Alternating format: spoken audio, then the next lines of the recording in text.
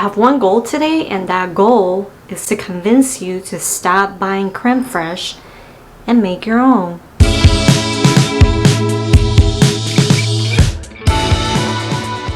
Hello guys, and welcome back to What We Eat Tonight. My name is Jennifer. So today I am going to show you how you can make your own creme fraiche from scratch. And you may ask, why would I want to make creme fraiche from scratch when I could just buy it from the store? Because number one, creme fraiche, it's delicious. It's better than sour cream. If you don't know what creme fraiche is basically the French version of sour cream.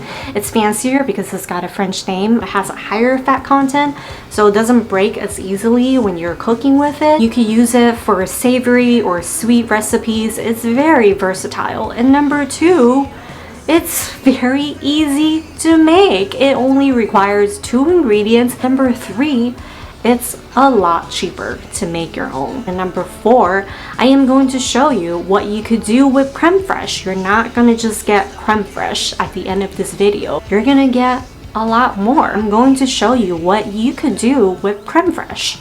So stick around and find out what those things are. To make creme fraiche, you only need 2 ingredients, heavy cream and very important, cultured buttermilk. You can also use yogurt or sour cream as long as it's cultured. I have 2 containers here. I pour in 2 cups of cream in each, and now I'm just gonna pour in 2 tablespoons of buttermilk in each of them. Give them a stir and cover them with lids and just leave them out somewhere warm in room temperature for about 24 hours, no longer than 48 hours. Then you want to refrigerate them for a few hours or overnight before using. The longer you leave them out, the more sour they'll be. This is what the finished product looks like after sitting in the fridge overnight. See how smooth the top is? It's no longer liquid-like, and you can now use this creme fraiche for, well, any recipe that calls for creme fraiche or sour cream. It's also a great sub for regular heavy cream. It adds a very nice subtle tanginess to whatever you're making. Try putting it over berries with some honey, adding it to soups or pasta sauces, or salad dressing. It's great with potato dishes too. Here's another cool thing you could do with creme fraiche. You can make whipped creme fraiche. It's exactly the same as whipped cream. You whip it in a mixer on high speed with a whisk attachment until it's light and fluffy and has the consistency of a thick shaving cream like this. You can flavor this however you want. Add some sugar and vanilla or cocoa or even matcha powder. Try putting whipped creme fraiche on pancakes, French toast, or make an ice cream sundae out of it. It's great with fruity desserts. It's also great for quenelle because the texture is just so smooth. How about that not stop here? I already showed you how you can make your own creme fraiche from scratch, and then from there you can make whipped creme fraiche. Let's take it one step further, and I'm going to show you how you can make cultured butter. Yes, homemade cultured butter from the creme fraiche that you just made. In a stand mixer, you can also do this in a food processor. Pour in 1 pint, that's about 2 cups of homemade creme fraiche, and whip it on high speed until it's fluffy like the whipped creme fraiche that you saw earlier. But you aren't gonna stop right here. You're gonna keep going until it looks like something like this.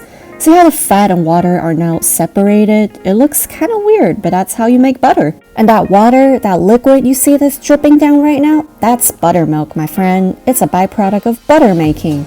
Now we're going to separate the butter and the buttermilk. Get all that little bits of butter fat that's stuck on the whisk. Put a strainer that's lined with a paper towel or a cheesecloth over a bowl or some sort of vessel. Pour that buttermilk and butter mixture over the strainer. Use your super clean, hopefully washed hands to squeeze out all the liquid that's inside the butter. Try to squeeze out as much liquid as possible. And save that buttermilk. For a pint of creme fraiche, you'll get about 3/4 cup of buttermilk. You know what to do with it. Make some dressings for pancakes. Or you can use it to make more creme fraiche. Now that's a complete cycle right there.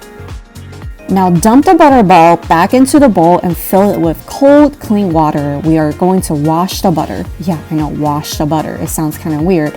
You want to do that by pushing the butter to the side of the bowl and try to squeeze out the remaining buttermilk that's still inside the butter. You can see that the water will get kind of cloudy and kind of pale. Go ahead and pour that buttermilk water out and fill it back up again and repeat. And by the third rinse, you can see that the water is much clearer. That means it's done. And look at that, you made your own cultured butter.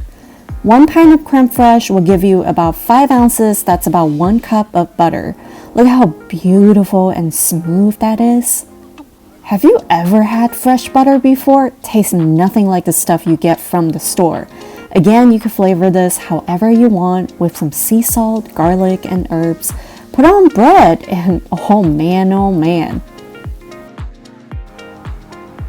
Isn't that like just super easy? You can make creme fraiche with only 2 ingredients, just heavy cream and buttermilk, and from there you could get creme fraiche, whipped creme fraiche, homemade cultured butter, and then you also get a little bit of buttermilk, and then from there you could make more creme fraiche. It's like a complete cycle. I mean, how cool is that? If you like today's video, once again, I work really hard on these videos, and if you think that these videos are helpful, please subscribe to our channel and give us a thumbs up, leave us a comment, tell us what you think about our videos, and also tell us what kind of videos, what kind of contents that you want to see.